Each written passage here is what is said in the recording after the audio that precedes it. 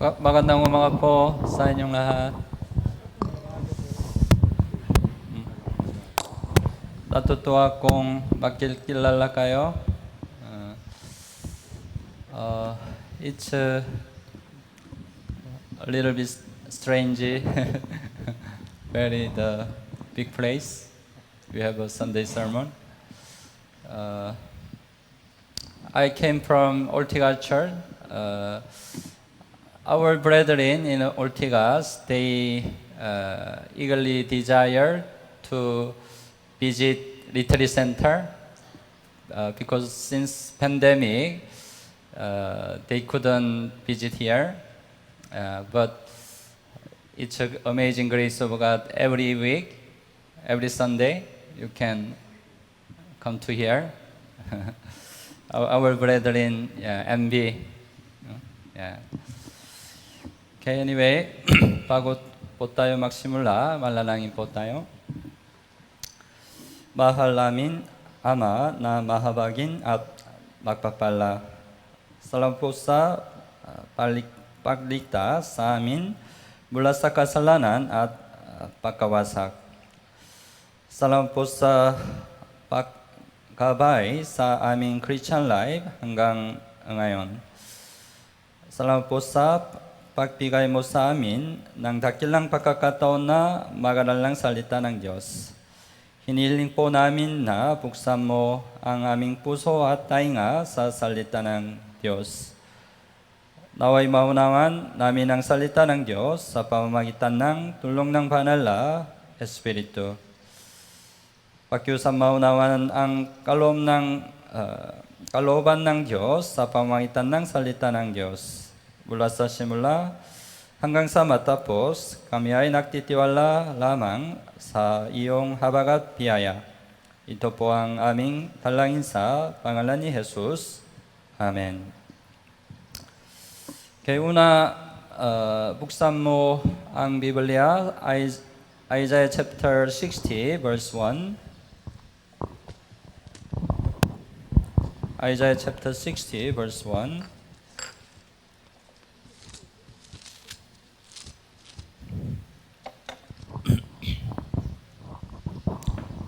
Okay, 60 verse 1.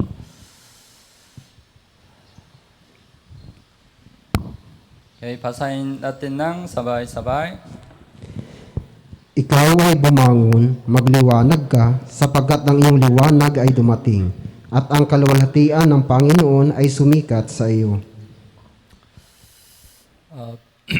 Please understand, I'm for Tagalog. Okay. Sinabi ng Biblia, Isaiah chapter 60 verse 1, ikaw ay bumangon, magliwanag ka. Bumangon, una, bumangon, pangalawa, magliwanag. Taong nakaupo ay hindi maring magpatuloy. Makakagawa tayo ng pag-usad kapag tayo ay humangon. Tama ba? Kung ang bicycle ay nakatayo at hindi magpapatuloy, tutumba ito. Right? Dapat magpatuloy ito sa pag-usad. Pareho sa ating Christian life. Pareho. Dapat tayong bumangon at hindi nakaupo. Hindi panahon na umupo tayo. Bakit? Dahil pagdating ni Jesus ay malalim. We know where, right? Our time, Jesus' second coming is very, very near. Hindi panahon na umupo tayo. So, ngayong araw, pag-isipan natin, may panahon na kailangan nating bumangon. Mula saan tayo dapat bumangon? Mula saan? Una, dapat tayong bumangon mula sa upuan ng kasalanan. Upuan ng kasalanan. Right? Buksan mo ang Biblia sa Awit chapter 1. Awit chapter 1. Awit chapter 1 verse 1. Awit chapter 1 verse 1. Okay, basahin natin ng sabay-sabay. Mapalad ang taong hindi lumalakad sa payo ng masama, ni tumatayo man sa daan ng mga makasalanan, ni umupo man sa upuan ng mga manunuya.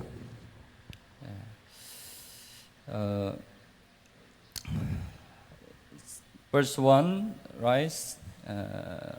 Sinabi ng verse 1, pakiwalay, right? Pakiwalay mula sa kasalanan. Pakiwalay. The end of verse 1, right? Umupo man sa upuan ng mga manunuya.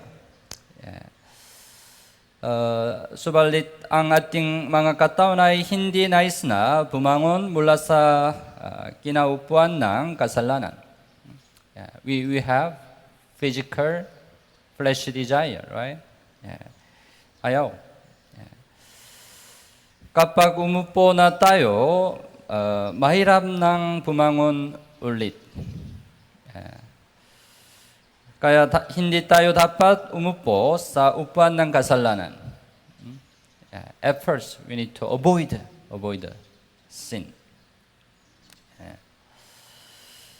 At dapat tayong bumangon mula sa upuan ng kasalanan kaagad kung tayo ay nakaupo sa upuan ng kasalanan. So, if you now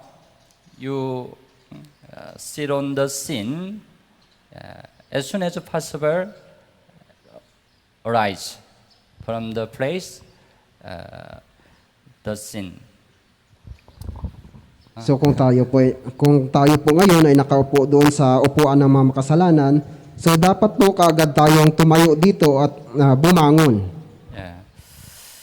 Ang bumangon mula sa upuan ng kasalanan ay talikuran ng kasalanan. Right?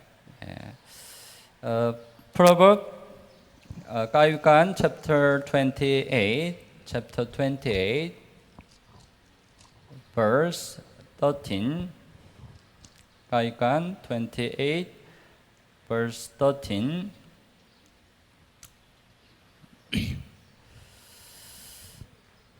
Okay, basahin po natin ng sabay-sabay. 3, 2, 1. Siyang nagtatakip ng kanyang mga pagsuway ay hindi sasagana. Ngunit ang nagpapahayag at tumalikod sa mga iyon ay magtatamo ng awa. Ngunit ang nagpapahayag at tumatalikod sa mga iyon ay magtatamo ng awa. We need to not only confess our sin, but also we have to forsake. So hindi lamang dapat tayong tumalikod sa kasalanan, kundi iwaksi na. We do well. When we have a sin, we do well. We confess well, right? So kung nakakagawa tayo ng kasalan, patuloy tayong nakakagawa ng kasalan, lagi naman tayo nagsisisi. But the problem, we don't do well, forsake sin. Ngunit ang problema ay hindi po natin ito tinatalikuran. So, dapat tayong bumangon mula sa upuan ng kasalanan. As soon as possible. Don't delay. Okay? Bumangon kayo mula sa kasalanan. Second, pangalawa, dapat tayong bumangon mula sa tulong na pananampalataya.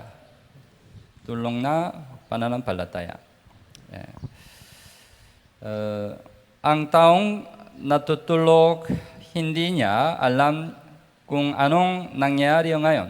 Right? Thank you. Nobody looks sleep this time. Yeah. But when you listen to the sermon, you are sleepy, right? You cannot understand anything. So kung kayo po ay nakikinig ng sermon at inaantok, so wala po kayong maintindihan. Yeah. But here's the sleep. Of course, it means not physical sleep, but spiritual sleep. Ngunit ang tinutukoy dito na inaantok o natutulog ay hindi yung katawan, kundi ang espiritu. Yeah. Dapat tayong bumangon mula sa tulong na pananampalataya. Buksan mo ang Biblia, Ephesians chapter 5. So Efeso po, Ephesians chapter 5 verse 14. Efeso chapter 5 verse 14. Chapter 5, 14. Also, basahin po natin ng sabay-sabay. 3, 2, 1. Sapagkat anumang bagay na nakikita ay liwanag. Kaya't sinasabi, gumising ka, ikaw na natutulog at bumangon mula sa mga patay, at si Kristo ay magliliwanag sa iyo. Gumising ka, ikaw ay natutulog at bumangon mula sa mga patay. Mga patay. Mga patay, ibig sabihin, tao na hindi naligtas. Hindi naligtas. Right? Spiritually dead, right? Unsaved people are spiritually dead. So yung mga taong hindi ligtas ay sila po ay espiritual na patay. Kaya ang isang tunay na Kristiyano ay hindi dapat makatulog kasama ng mga patay. Bumangon ka. Right?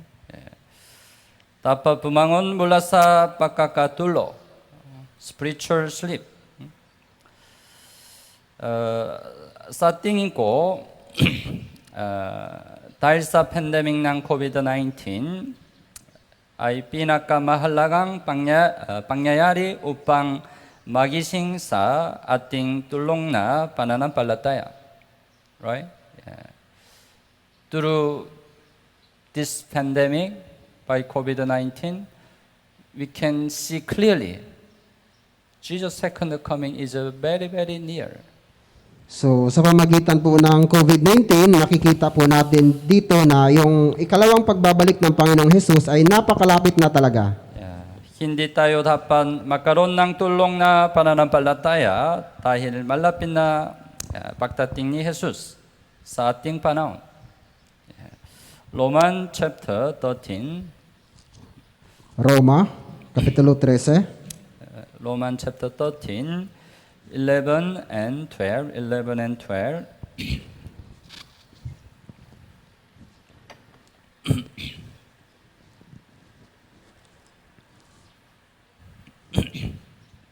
Okay, 11 and 12. Basahin po natin ng sabay-sabay. 3, 2, 1. Nang ako'y bata pa, nagsalita ako... Ay, sorry po. Roman chapter 13. Roma chapter 13, verse 11 to 12. Bukod dito, alam ninyo ng panahon ng ngayoy oras na upang magising kayo sa pagkakatulog. Sapagkat ngayon ay higit na malapit na sa atin ang kaligtasan kaysa noong tayo'y sumasampalataya noong una. Malalim na ang gabi at ang araw ay malapit na. Kaya't iwaksin natin ang mga gawa ng kadiliman at ating isakbat ang mga sandata ng liwanag. Verse 11, right? Alam ninyo ang panahon. Alam ninyo ang panahon. Na ngayon oras na upang magising kayo sa pagkakatulog. Sapagkat ngayon ay higit na malapit na sa atin ang kaligtasan kaysa noong tayo'y sumampalataya ng una. Dito kaligtasan, ibig sabihin, kaligtasan ng katawan, right? Katawan. When Jesus comes again, our body will be changed to glorious body of Jesus Christ. So, yung sinasabi po ditong kaligtasan na ito yung kaligtasan ng ating katawan, sa pagdating ng Panginoong Hesus, ito ay mababago sa walang kapahamakang katawan. Yeah, we already know, right? The kaligtasan ng katawan. Yeah. It means Jesus' second coming. The pagdating ni Jesus, muling pagdating ni Jesus ay malapit na. Ngayong araw, right? Yeah. Verse 12, malalim na ang gabi at ang araw ay malapit na. Malalim na ang gabi, yeah, our time. Yeah. Sin, very the terrible, dirty sin pool in this world. So, yung kasalanan po sa mundong ito ay napakalala na. Yeah. People commit the sin night. So, yung tao gumagawa ng kasalanan kahit sa gabi. We can say that our time, night is a very deep night. So, kaya nga nasasabi dito na malalim na ang gabi sa panahon natin. That's why malalim na ang gabi. At ang araw ay malapit na. Yeah. Ang araw ay malapit na ay ibig sabihin ng pagdating ni Jesus ay malapit na. Yeah. So our Ortiga Church, this year we have 2021 slogan. Sa Ortigas Church po, sa taong ito ay mayroon po silang slogan.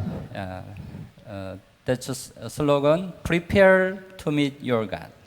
Yung slogan po nila ay maghanda sa pagsalubong ng Panginoon. Yeah, because very near our time, we can meet our Lord soon. Yeah. So, dahil nga napakalapit na yung pagsalubong natin sa Panginoon sa ating panahon. Yeah, that's why we don't have a time to have spiritual sleep anymore. Kaya nga wala na tayong pagkakataon na matulog pa sa ating buhay pananampalataya. Yeah, so bumangon kayo mula sa tulong na pananampalataya. Okay? Yeah. And third, dapat tayong bumangon mula sa panlulupaypay.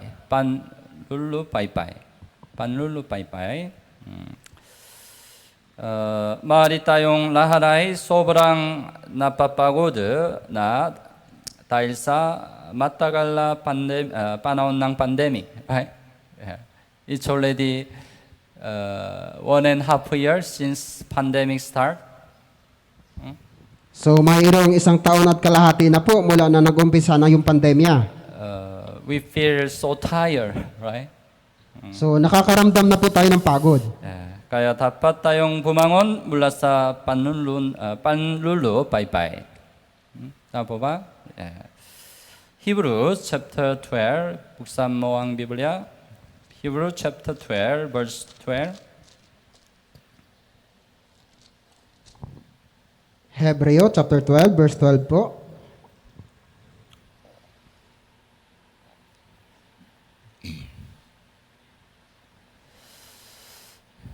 Okay, basahin po natin ng sabay-sabay. 3, 2, 1. Kaya't itaas ninyo ang mga kamay at nanghihina at muling palakasin ang mga tuhod ng nanlulupaypay. Hindi namin nais na bumangon kapag pagod na kami. Tama? Ngunit kailangan nating bumangon.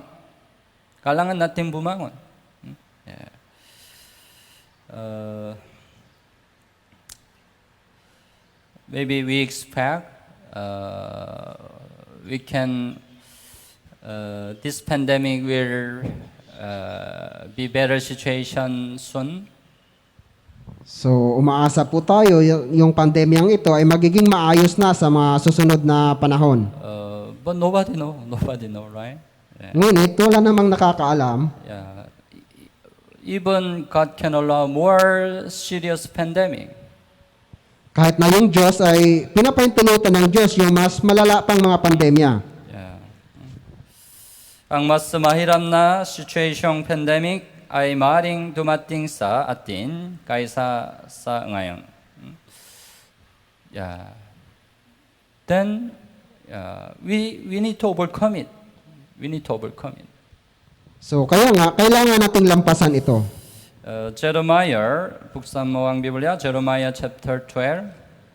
So Jeremias, chapter 12, verse 5. Jeremias chapter 12, verse 5. chapter 12, verse 5. Okay. Basahin po natin ng sabay-sabay. 3, 2, 1. Kung ikaw ay nakitakbo sa mga mananakbo at kanilang pinagod ka, paano ka makikipag-unahan sa mga kabayo? At kung ang isa'y tiwasay sa lupain ng nabubuwal ka, paano ka nasa kagubatan ng Jordan?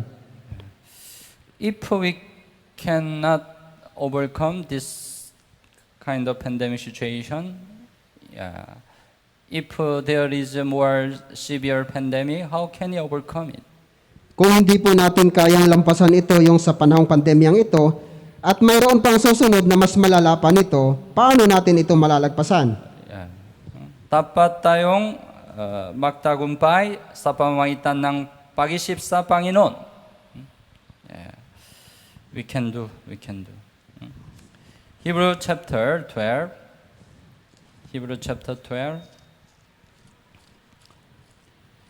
Verse 3. Hebreo chapter 12 verse 3. 12 verse 3. Also, basahin po natin ng sabay-sabay. 3, 2, 1. Isaalang-alang ninyo siya na nagtiis ng kayong pagsalungat ng mga makasalanan laban sa kanyang sarili, upang kayo huwag manghina o manlupaypay. Isaalang-alang ninyo siya na nagtiis ng kayong pagsalungat ng mga makasalanan laban sa kanyang sarili. When we have a great problem, affliction, we can consider our Lord Jesus Christ. Kung may mga dumating na mga problema sa ating buhay, maaari natin maikonsidera o tingnan natin ang Panginoong Hesus. He endured great affliction, right? So, nagtiis po siya ng mas matinding mga kahirapan. His suffering much greater than our suffering. Yung kahirapan niya po ay wala nang makakahigit pa doon kaysa kahirapan natin ngayon. So we can overcome our oppression by considering our Lord Jesus Christ. Kaya kaya nating lampasan yung mga kahirapan natin kung titingin lamang po tayo sa ating Panginoong Hesus. So whatever situation, whatever pandemic situation come, we can overcome by considering our Lord Jesus Christ. Kaya nga, kahit anong pagsubok o pandemya ang dumating, kaya nating lampasan ito sa pamagitan ng ating Panginoong Hesukristo.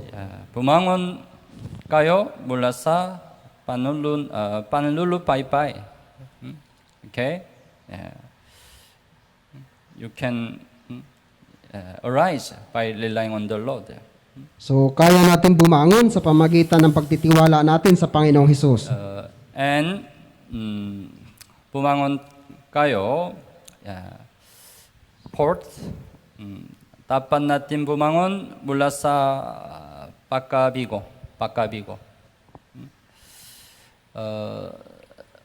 We cannot always succeed in our Christian life. We cannot always succeed in our Christian life. So, hindi tayo laging nagtatagumpay sa ating pamumuhay Kristiyano. Sometimes we fail in our Christian life. Minsan, bumabagsak tayo. Ano ang kailangan? Bumangon kayo. Mula sa pagkabigo. Right?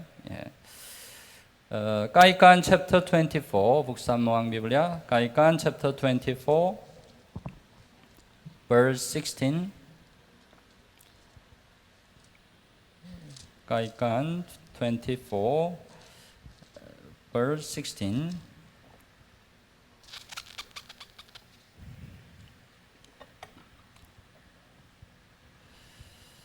Okay. So, basahin po natin ng sabay-sabay. 3, 2, 1. Sapagkat ang matuwid ay makapitong nabubuwal at bumabangon na naman. Ngunit ang masama ay nabubuwal sa pamagitan ng kasakunaan. Sapagkat ang matuwid ay, ang matuwid ibig sabihin, tao na tunay na ligtas, right? Tunay na ligtas. Matuwid. We are the ang matuwid, right? Ang matuwid ay makapitong nabubuhay at bumabangon na naman, right?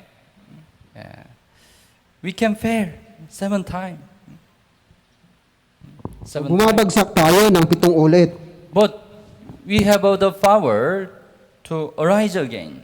Ngunit mayroon pa tayong kapangyarihan upang bumangon. Whenever we fail, all we have to do is rising again.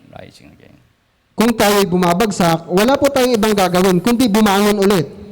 Sa Biblia, isang halimbawa, may isang halimbawa, si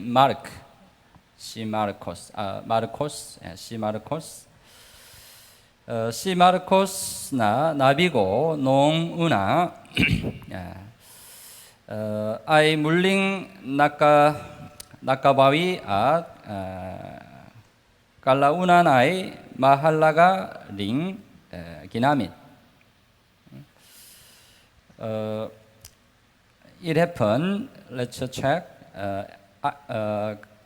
the act, Gawa chapter 15, let's open. So, aklat ng mga gawa, Kapitulo 15. Gawa chapter 15, 37 and 38. Gawa chapter 15, verse 37 hanggang 38. 37 and 38, basahin po natin ng sabay-sabay. 3, 2, 1.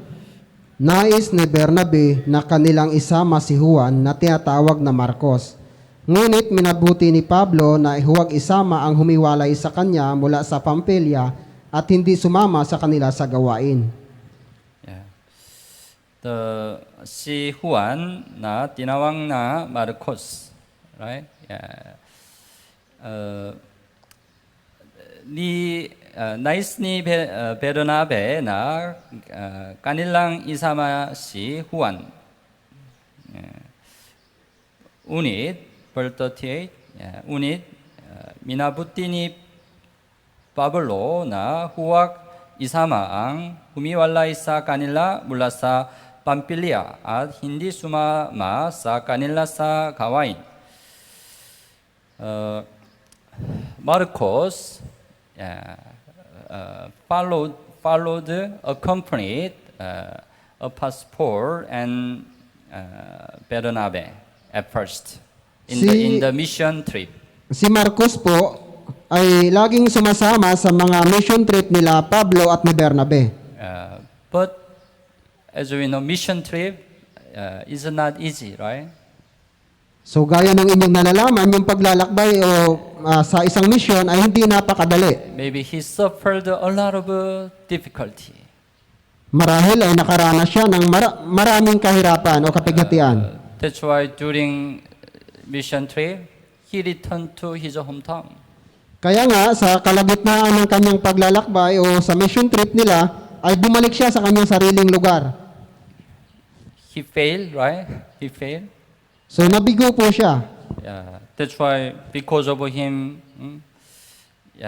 Bernabe and Pablo disputed each other because of Marcos. So kaya nga dahil sa kanya, si Pablo at saka si Bernabe ay nagtatalo. Yeah. Anyway, in this time he failed. Sa panahong ito, nabigo po si Marcos. But he arose again. Ngunit, bumangon po siya. He restored his Christian life. So, bumangon po siya o nanumbalik po siya sa kanyang buhay pananampalataya. That's why he was used by God preciously until the end. Kaya nga, mas ginamit siya ng Diyos hanggang sa kanyang katapusan. So, 2 Timothy chapter 4, buksan mo ang Biblia. Ikalawang Timoteo, Chapter 4, 2 Timothy chapter 4, verse 11. Ikalawang Timoteo, Kapitulo 4, versikulo 11. Verse 11. Okay. Basahin po natin ng sabay-sabay. 3, 2, 1. Si Lucas lamang ang kasama ko, sunduin mo si Marcos at isama mo, sapagkat siya ay kapaki-pakinabang sa ministeryo. Yeah. Sinabi ni Pablo, right? Yeah. This time, a까 iba. Sundin mo si Marcos at isama mo sa pagkasiya'y kapaki-pakinabang sa akin sa ministeryo. Right? Yeah. We can know he arised again. So dito, nalalaman na po natin na siya'y muli nang bumangon. Don't worry, you fail in your Christian life.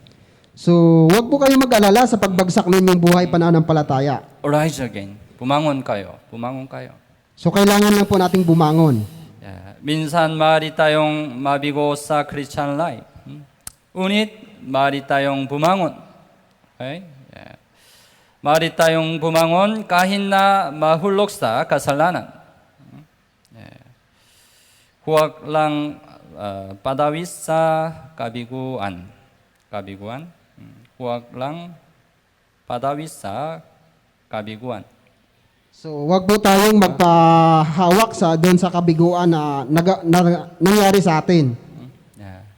Bumangon kayo ulit. Okay? Okay, let's go back. Isaiah chapter 60, the main verse. So, balik po tayo sa Isaiah chapter 60. Verse 1. Verse 1 po. Isaiah chapter 60, verse 1. Yeah. Una, right? Bumangon kayo. Pangalawa, maliwanag kayo. Pangalawa. Yeah. After we arise again, we need to shine. So, pagkatapos nating bumangon, kailangan po nating magliwanag. Ngayon, dapat maliwanag ang taong bumangon na. Kung paano lumiwanag? Pag-isipan natin, paano lumiwanag? Ephesians chapter 5.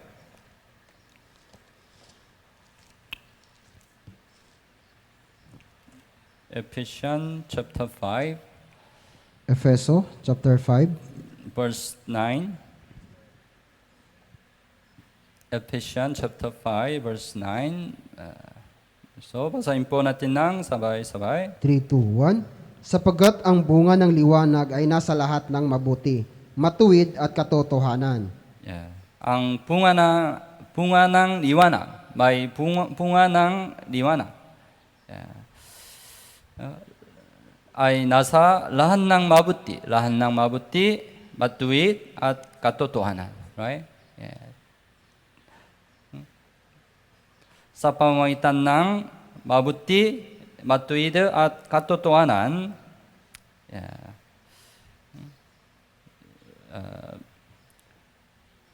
we can shine. Right? So pag-isipan natin, una, mabuti.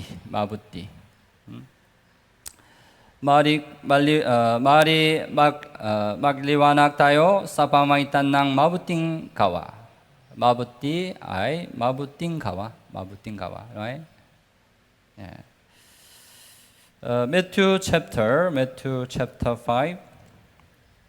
Matthew chapter 5, verse 15 and 16. Matthew chapter 5, 15 and 16. Okay. Basahin po natin ng sabay-sabay. 3, 2, 1. Hindi nila sinisindihan ang isang ilawan at inilagay sa ilalim ng isang takalan, kundi sa talagang patungan na nagbibigay liwanag sa lahat ng nasa bahay. Paliwanagin ninyo gayon ang inyong mga ilaw sa harapan ng mga tao upang makita nila na inyong mabuting gawa at luluwalhatiin nila ang inyong Ama na nasa langit. So, verse 16, sabihin, right? Paliwanagin ninyo ng gayon ang inyong ilaw sa harap ng mga tao. Upang makita nila ang inyong mabubuting gawa. Makita nila. You have to keep in mind, people in this world look at your good works. Look at your good works. So, kailangan po nating tandaan ito, yung mga tao sa sanlibutan ay nakamasid lamang sa ating mga mabubuting nagagawa. Yeah, that's the good way you can shine on them. At iyon yung magandang paraan para maipakita natin ang liwanag ng kabutihan. At sinabi, at luwalhatian nila ang inyong ama na nasa langit. Yeah. You can, if you shine on them, you can glorify God. So kung nakikita po nila, maluluwalhati natin yung ating amang Diyos. Yeah. So mabubuting gawa ay pinakamahalagang bagay. Yeah. One more verse, 1 Peter chapter 2. So, punta po tayo sa unang Pedro. 1 Peter chapter 2, verse 12. Unang Pedro, Kapitulo 2, versikulo 12. Chapter 2, verse 12. Also, basahin po natin ng sabay-sabay. 3, 2, 1. Maging marangal ang inyong pag-uugali sa gitna ng mga hintil, upang kung magsalita sila laban sa inyo na parang kayo'y may kasamaan, ay makikita nila ang inyong mabuting gawa at luwalhatiin nila ang Diyos sa araw ng pagdalaw. Maging marangal ang inyong pag-ugali sa gitna ng mga hentil. Mga hentil ay tao na hindi pa ligtas, right? Kailangan mo pag-ugali, mabubuting gawa pareho, right?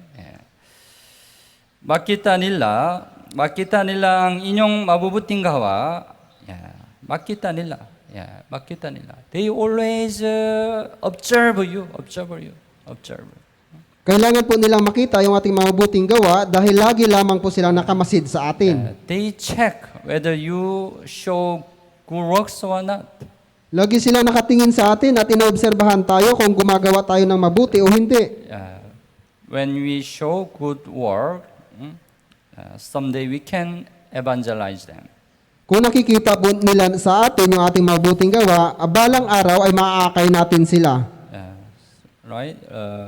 Luwalhatian nila ang Diyos sa araw ng pagtalaw. Araw ng pagtalaw, araw ng evangelism. Right? Pareho. Ang mga tao sa mundo ay tumitingin muna sa ang ating mga mabuting gawa, hindi sa ating mga salita. We speak where we try to evangelize by our word. So, sinusubukan po natin magsalita sa pamagitan ng ating mga gawa. But the people in this world look at your good work first rather than your word. So, pero yung mga tao dito sa mundong ito, nakatingin muna sila sa yung mabuting gawa kaysa yung salita.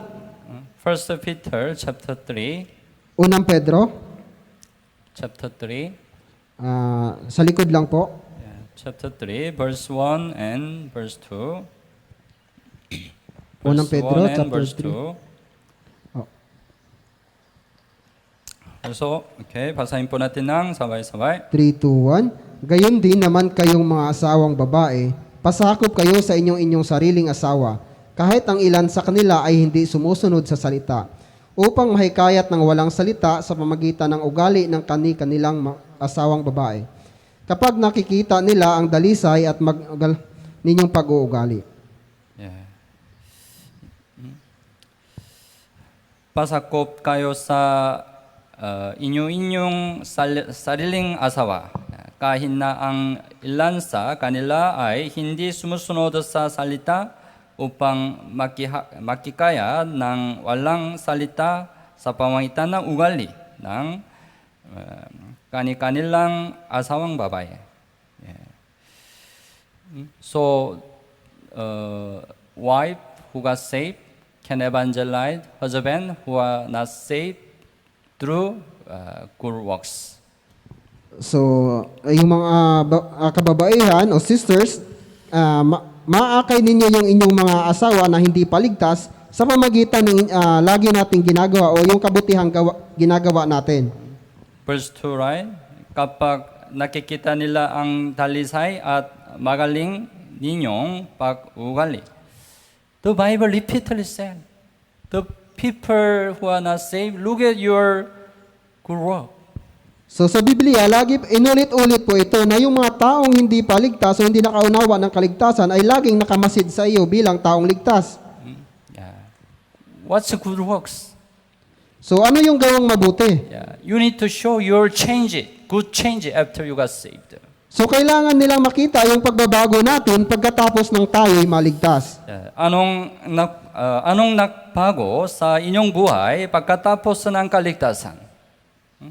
Anong nagbago sa inyong buhay pagkatapos ng kaligtasan? Yeah. Check yourself. Suriin po natin ang ating mga sarili kung may nabago na ba. Maybe after you got saved, you have the mind to evangelize your family. So marahil, pagkatapos mo maligtas, nagkaroon ka ng kaisipan na kailangan kong evangelize yung aking mga mahal sa buhay. But sometimes you experience family evangelism is very difficult. Ngunit nakakaranas po tayo ng kahirapan sa pag-aakay ng ating mga mahal sa buhay. Why family evangelism so difficult? Bakit napakahirap mag-akay sa ating mga mahal sa buhay? In the house, you cannot hide yourself, right? Dahil sa bahay, hindi natin maitatago ang ating mga sarili. Maybe in church, you look so always good, right? You look so always good. So, mukhang angel, right? So marahil sa simbahan o sa church, marahil titingnan ka na napakabuti mo, para kang anghel. Are you still like an angel in your house? So, ganun din po ba kayo sa bahay ninyo na parang anghel? Your other family member consider you, you are angel, like an angel. You are so good. So, sinasabi ba ng mga mahal natin sa buhay o kasama natin sa bahay na ikay napakabuti, para kang anghel? What do you think? Yeah. Ano yun sa isip nyo? Anyway, we need to show good change in the house. Then we can evangelize our family. So, kailangan po natin ipakita sa kanila yung ating pagbabago upang ma-evangelize natin sila. Yeah. So first thing, mabuti. Mabuting gawa. Kailangan mabuting gawa upang maliwan to shine on them, right? Yeah. Pangalawa, kailangan matuwid, right? Matuwid. Let's open buksan mo ang Biblia, Deuteronomio chapter 6. So, buksan po natin sa Deuteronomio chapter 6 sa lumang tipan po. Chapter 6, verse 25. Sa lumang tipan po, sa unahang bahagi, kasunod po ng Genesis. Okay, chapter 6, 25. Basahin po natin ng sabay-sabay. 3, 2, 1. At magiging katuwiran sa atin kapag maingat nating isinagawa ang lahat ng utos na ito sa harapan ng Panginoon nating Diyos, gaya ng inuutos niya sa atin. Yeah. We can know, right? ating 박순호드, 나기ging ating katuwiran. 박순호드, right? Yeah. 나기ging ating katuwiran. So we need to show obedience life. So, kailangan natin ipakita yung ating masunuring pamumuhay. When we live obedience life, we can shine on them.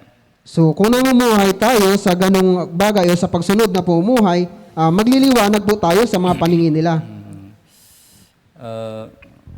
Maybe we can obey where when we understand all the situation.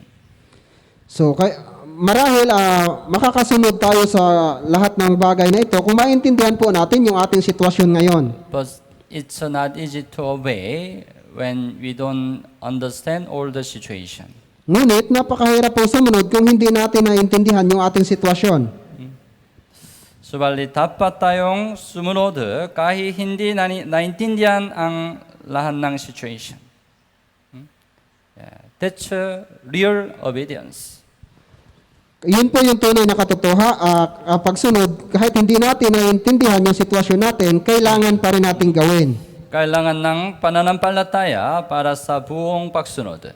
Kailangan ng pananampalataya. Halimbawa, isang halimbawa, si Noe, right? Sapagkat si Noe ay naniniwala sa salita ng Diyos na 100%, siya ay buong masunurin.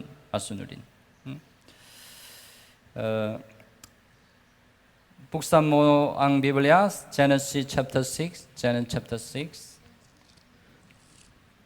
Buksan po natin ang ating Biblia sa Genesis chapter 6, verse 22.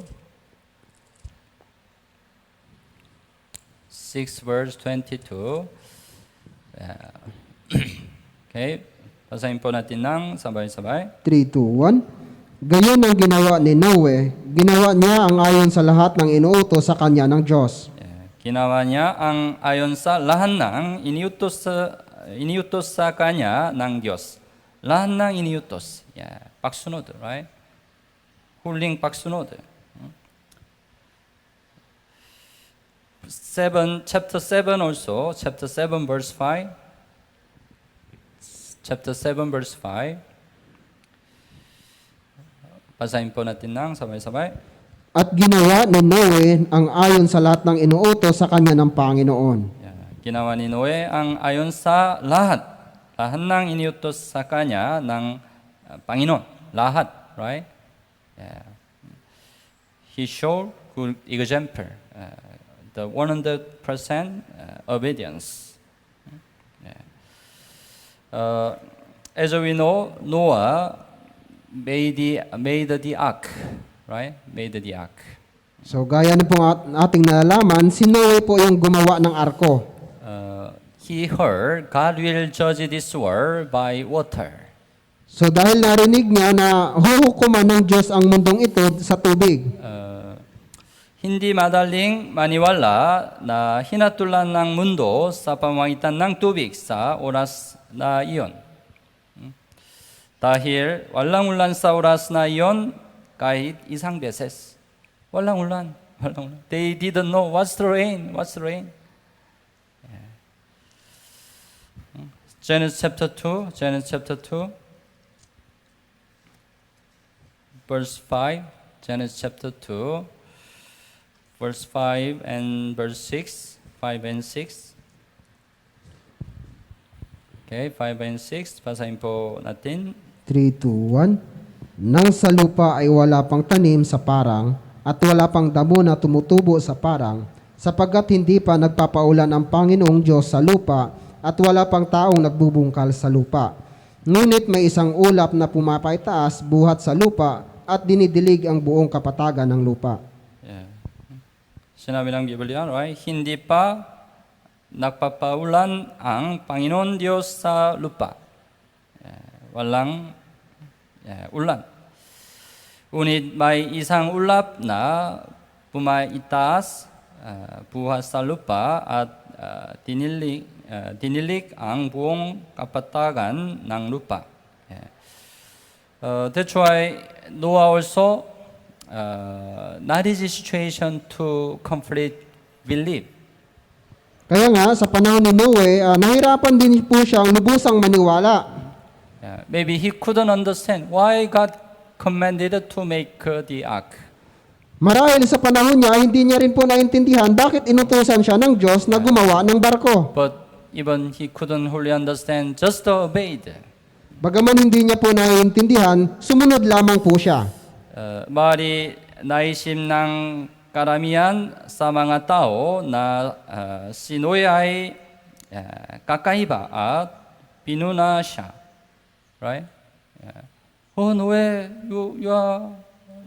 you looks insane. You looks insane. Right? And criticize, rebuke. So, sinuway si Noe at pinagsasabihan kung ano-ano, sinabi pa nga sa kanya, nababaliw na siya.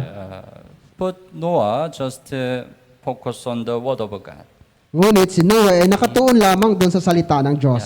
He showed complete obedience.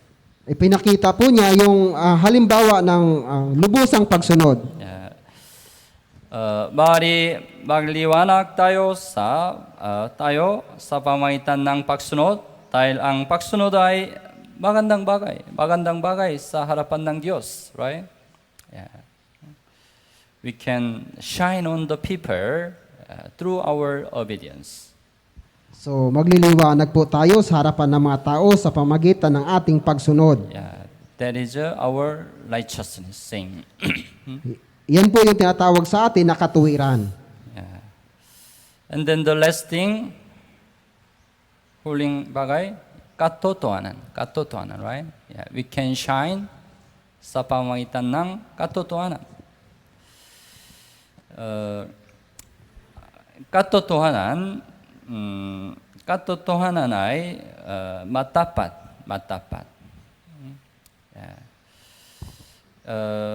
Sinusuri ng Diyos ang ating Christian life sa pamamagitan ng patapat. Ang ating Christian life ay dapat maging matapat. Ang katapatan ay ang sukatan ng pananampalataya. Ang mga hari ng Chronicles, Book of Chronicle, ay sinuri na may katapatan. Right? Upang mabuhay ng matapat na Christian life, kinakailangan mabuhay ng Christian life sa harap ng Diyos. Hindi harap ng tao. Harap ng Diyos. Pinakamahalaga. Apostle Paul, sinabi ni Apostle Paul, Galatians chapter 1, Galatians chapter 1,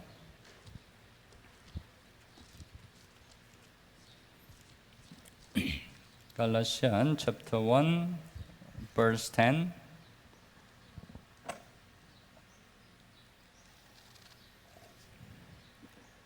Galatians chapter 1, verse 10. Okay, basahin po natin ng sabay-sabay.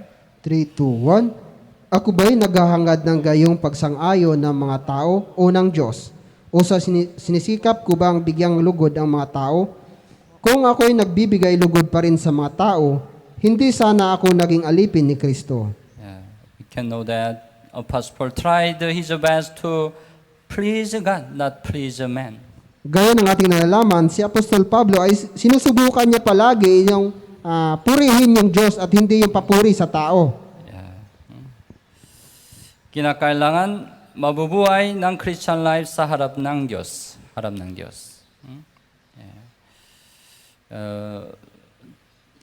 We have to know, right?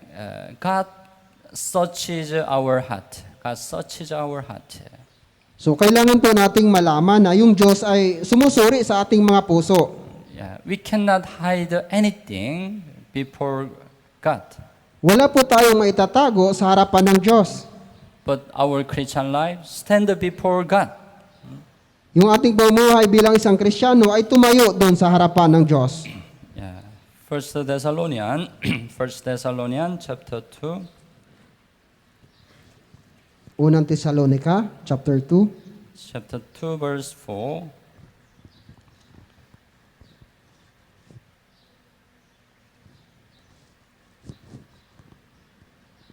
Chapter 2, verse 4. Basahin po natin ng sabay-sabay. 3, 2, 1. Kundi kung paanong kami ay narapat sa napagkatiwalaan ng Ebanghelyo, ay gayon kami nagsalita, hindi upang bigyang lugod ng mga tao, kundi ang Diyos na sumusuri sa aming mga puso. Hindi upang bigyan lugod ang mga tao, kundi ang Diyos na sumusuri sa aming mga puso. Diyos na sumusuri sa aming mga puso. Right? We cannot hide anything before God.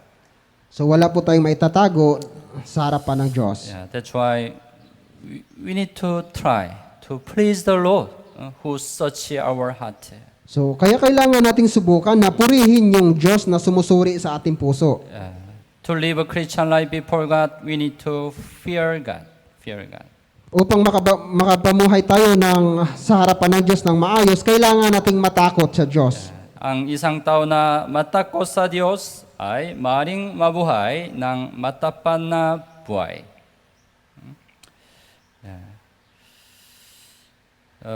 First Peter, buksan mo ang Biblia. First Peter chapter 1. So unang Pedro, First Peter chapter 1, verse 17. unang Pedro, kapitulo 1, versikulo 17. Okay, chapter 1, 17. Basahin po natin ng sabay-sabay. 3, 2, 1. Kung inyong tinatawagan bilang ama ang humahatol na walang pagtatangi, ayon sa mga bawat isa, mamuhay kayo ng may takot sa panahon ng inyong pangingibang bayan. Mamuhay kayo na may takot sa panahon ng inyong pangingibang bayan, right? Our life here, we are like the pilgrim. So yung buhay po natin dito sa lupa ay para po tayong mga dayuhan. But our life need to fear God. So sa buhay natin, kaya kailangan nating matakot sa Diyos. Of course, the fear doesn't mean fear of a judgment. So yung pagkatakot sa Diyos, hindi po ito yung ibig sabihin na pagkatakot doon sa paghuhukom ng Diyos. We don't receive a judgment anymore, right? Hindi na po tayo paparusahan ng Diyos. But in our Christian life, we need to always fear God. Ngunit sa ating buhay pananampalataya, kailangan tayong magkaroon ng takot sa Diyos. Because He always searches our heart. Dahil siya ay sumusuri palagi sa ating mga puso. Our Christian life must be all the same at any time, at any place. So kailangan po yung ating pamuhay Kristiyano ay maging kagaya kung nasaan man tayo sa sitwasyon. What about church life, house life? Same or different? So paano yun? Yung pamuhay doon sa loob ng church o sa bahay, parehas lang po ba? Pareho? Magkaiba? How about church life or the life in your workplace? Pareho o magkaiba? How about church life and school life? Pareho o magkaiba? All our life must be the same at any time, at any place. So sa lahat ng ating pamuhay, kahit nasaan man po tayo, dapat maging parehas lang po ito.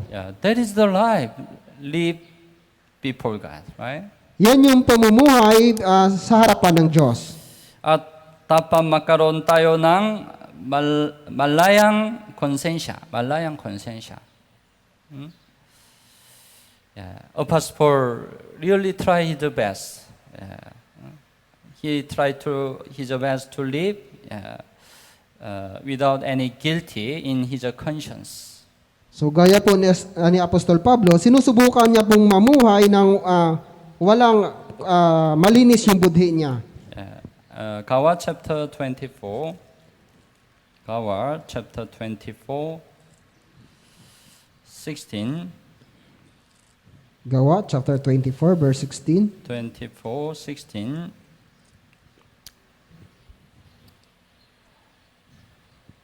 Gawa chapter 24:16, basahin po natin ng sabay-sabay. 3, 2, 1. Dahil dito'y lagi akong nagsisikap na magkaroon ng isang malinis na budhi sa Diyos at sa mga tao. Magkaroon ng isang malinis na budhi sa Diyos at sa mga tao. Right? Malinis na budhi sa Diyos. Because God wants it. God wants it. Malinis na budhi. malinis na budoy. Yeah. Psalm Awit chapter 51. Awit 51 verse 6.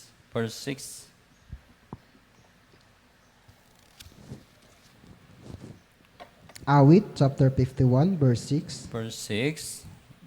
Okay, basahin po natin ng sabay-sabay. 3, 2, 1. Narito, ikaw ay nagdanasa ng katotohanan sa panloob ng pagkatao, at sa tagong bahagi ay iyong ipinakilala sa akin ang karunungan. Yeah, ikaw ay nangnanasa ng katotohanan sa panloob na pagkatao. Right? Yeah, we can know God really want. Yeah. Good conscience. Good conscience. So alam natin kung ano yung ninanais ng Diyos sa atin, yung mabuting budhi. Ang kawalan ng katapatan para sa isang Kristiyano ay maring mapanganib. Yeah. Impossible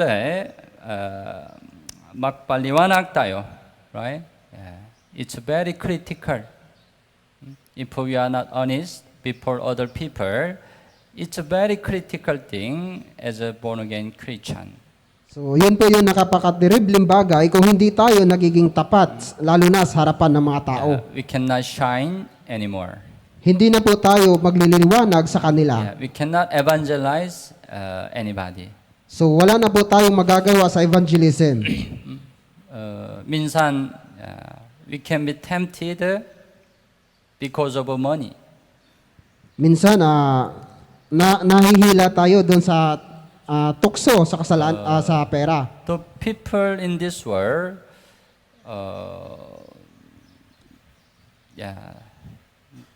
they knelt down to the money. So, dahil yung mga tao dito sa sanlibutan ito ay sumasamba doon sa pera o lumuluhod. That's why sometimes they on the money dishonestly. Kaya nga minsan gumagawa sila ng kumbaga kumikita sila ng pera dahil sa hindi nila pagiging tapat. But we shouldn't earn money dishonest way. So kumikita po sila ng pera sa hindi mabuting pamamaraan. We have to be always show honest life. Kaya nga kailangan nating ipakita yung ating mabuting mga gawa sa buhay. Kapag nalaman ng mga tao sa mundong ito na tayo ay tapat, maaari silang magkaroon ng paligtas. Ngunit kung hindi matapat tayo, maaari nating maitago ang ebanghelyo ng Diyos. Dahil ang hindi pagiging tapat ay pagkukunwari, right? Very critical, pagkukunwari. Okay? Kaya mas mabuti aminin ang ating kasalanan kaysa itago kasalanan ito. Then we can be honest, right? Don't hide even you have a sin. Okay? So kaya nga wag po nating itago kung nakakagawa tayo ng kasalanan. Anyway, una, bumangon kayo. It's not the end. After you arise, the more important thing, you have to shine. Okay? So, arise and shine. That's our Christian life. Okay? Okay, let's manalangin po tayo. Mahal namin Ama, mahabagin at magpapala. Salamat po sa pagligtas sa amin mula sa kasalanan at pagkawasak. Salamat po sa pagbigay mo sa amin ng dakilang pagkakataon na mag-aral ng salita ng Diyos. Salamat po sa maunawan ang kalooban ng Diyos sa pamamagitan ng salita ng Diyos. Hinihiling po namin na sundin natin ang salitang natuturan natin ngayon. Pakiusap, panatilihin at kabayan kami hanggang sa muling dumating ang Panginoon. Ito po ang aming dalangin sa pangalan ni Jesus. Amen. Okay, salamat po.